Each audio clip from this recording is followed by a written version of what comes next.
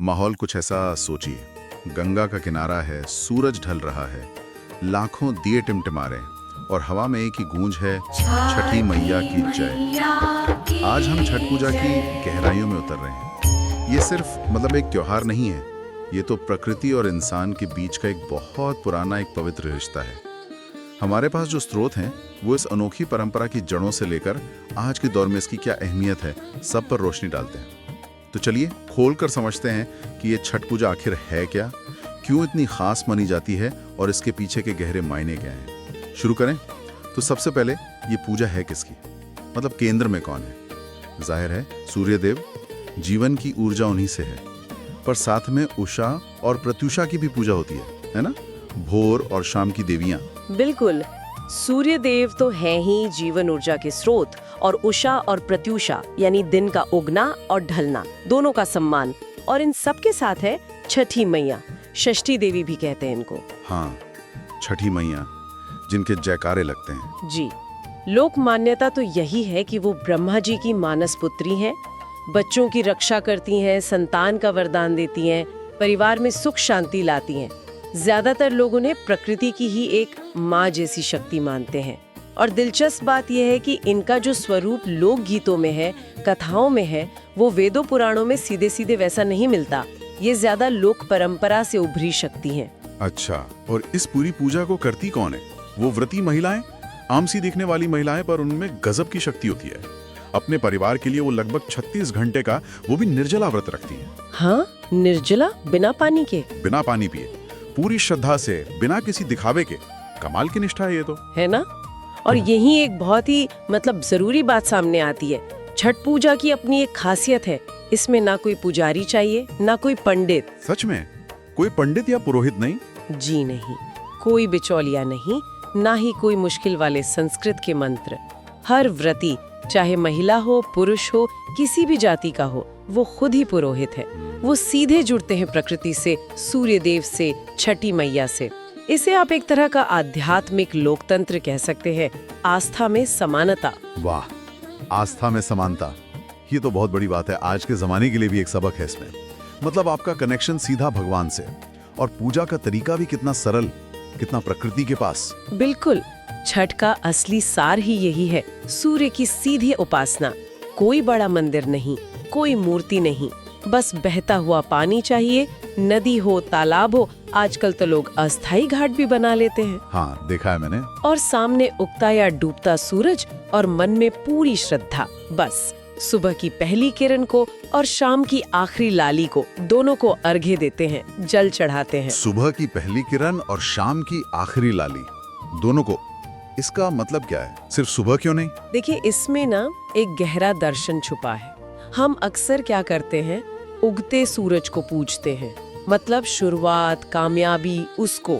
लेकिन छठ हमें सिखाती है कि जो ढल रहा है, जो खत्म हो रहा है, उसका भी उतना ही सम्मान करो, ठहराव का भी। अच्छा। हाँ, ये जीवन के पूरे चक्र को मानना है।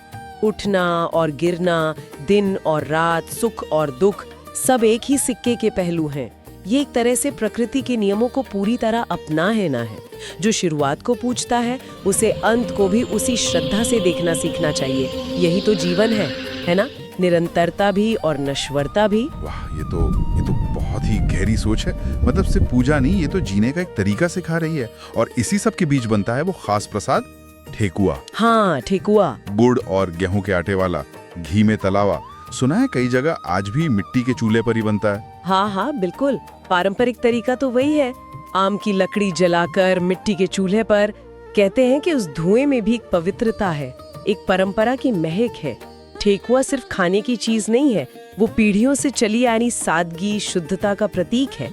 अक्सर घर की सब औरतें मिलकर बनाती हैं, गीत गाते हुए, तो वो बनाने का काम भी एक पूजा जैसा ही है। अच्छा, अब थोड़ा पीछे चलते हैं। इसकी जड़ें कितनी पुरानी है? ये परंपरा शुरू कब हुई होगी? यहाँ कुछ दिलचस्प बातें पता चलती हैं। देखिए, एकदम ठीक बताना तो बहुत मुश्किल है, पर माना यही जाता है कि ये पूजा शायद उतनी ही पुरानी है जितनी हमारी सभ्यता। सूर्य की पूजा का जिक्र तो हमें ऋग्वेद में भी मिलता है, हजारों साल पहले। तो हो सकता है कि छठ के बीज वहीं कहीं हो, या शायद उससे भी पहले। और महाभारत से भी कुछ कनेक्शन बताया जाता है? हाँ, कुछ लोक कथाएं हैं, कुछ स्रोत भी कहते हैं कि द्रौपदी ने जब पांडवों का राजपाट छिन गया था तो उसे वापस पाने के लिए सूर्यदेव की पूजा की थी और उनकी इच्छा पूरी हुई। अच्छा। इसी तरह एक कहानी कर्ण से भी जुड़ी है। सूर्यपुत्र कर्ण कहते हैं वो रोज घंटों पानी में कमर तक खड़े होकर सूरज को अर्घ्य देते थे और इसी तपस्या से उन्हें वो शक्ति, वो कवच कुंडल मिले थे। तो ये सिर्फ एक लोक परंपरा नहीं रही, इसे मतलब एक तरह से शक्ति पाने का रास्ता भी माना गया है। यानी इतिहास और कथाओं दोनों में इसकी गहरी छाप है। और ये पर्व आता कब है? साल में एक बार? हाँ, साल में एक बार।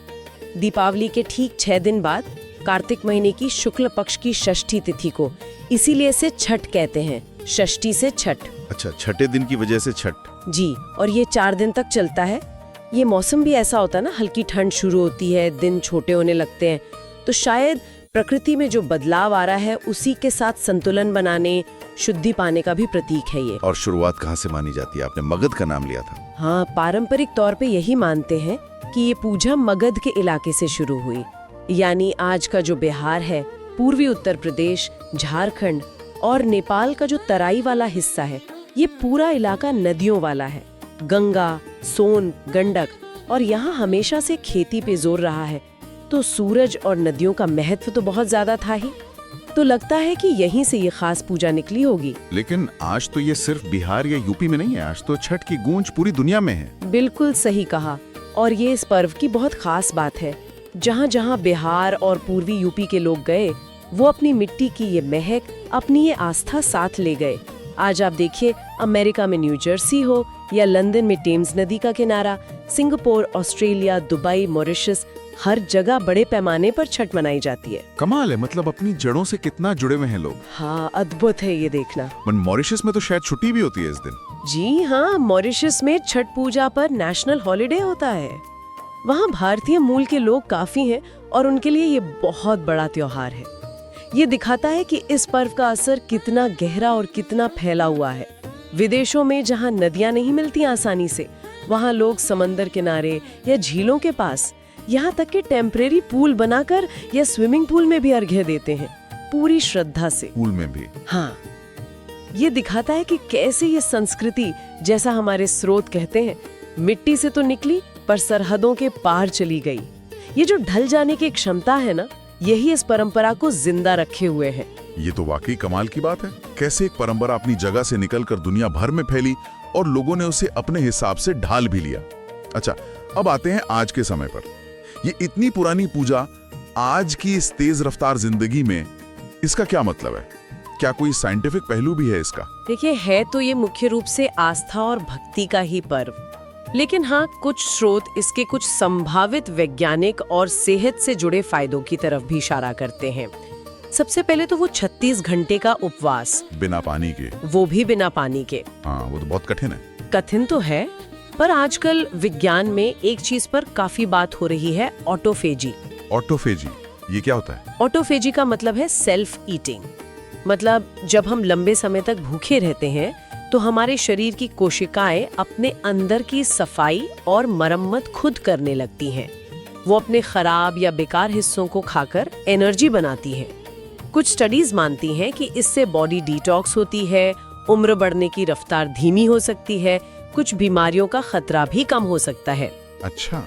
अब छठ के लिए तो कोई सीधी स्टडी नहीं हुई है इस पर 36 घंटे का उपवास, खासकर निर्जला, इस ऑटोफेजी की प्रक्रिया को शुरू कर सकता है। मतलब हमारे बुजुर्गों ने अनजाने में ही कुछ ऐसा तरीका बना लिया जो आज साइंस को भी ठीक लग रहा। हाँ, कह सकते हैं। पर ये भी है कि ये फायदे शायद किसी भी लंबे सही तरीके से किए गए उपवास से मिल सकते हैं। छठ की खासियत उसका अनुशासन और अवधि है, पर मूल बात यह है कि ये परंपरा शरीर को एक तरह का आराम और अंदरूनी सफाई का मौका देती है। और दूसरा पहलू है सूरज को अर्घ्य देना, सुबह और शाम को। हाँ। उस वक्त सूरज की किरणें तिरछी होती हैं, तो जो नुकसान करने वाली यूवी किरणें होती हैं उनका असर कम होता है।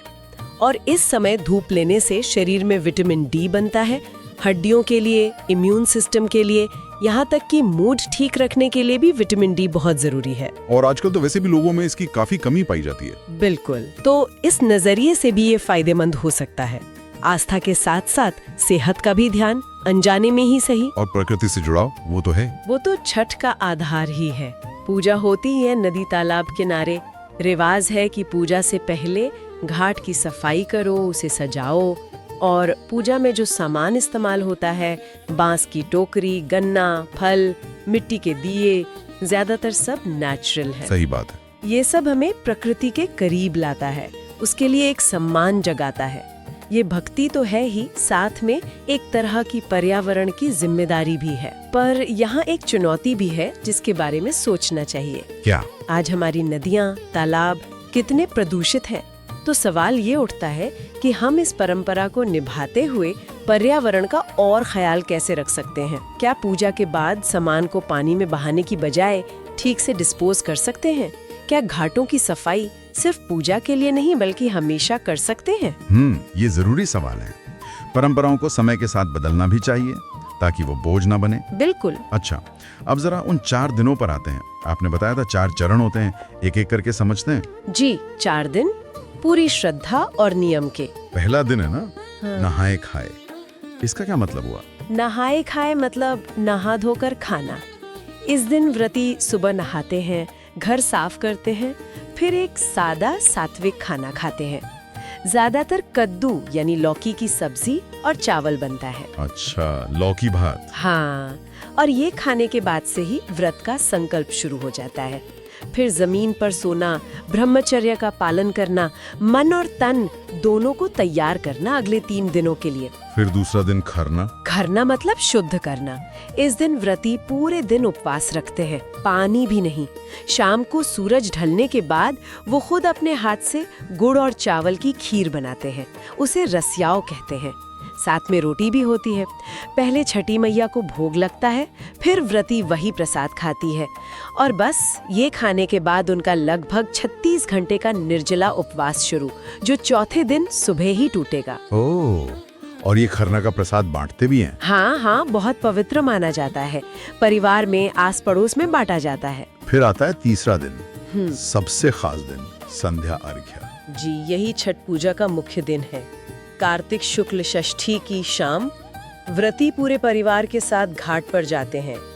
बांस की टोकरियों में, जिन्हें डाला कहते हैं, फल, ठेकुआ, गन्ना, नारियल सब सजा होता है। फिर कमर तक पानी में खड़े होकर डूबते हुए सूरज को अर्घ्य देते हैं।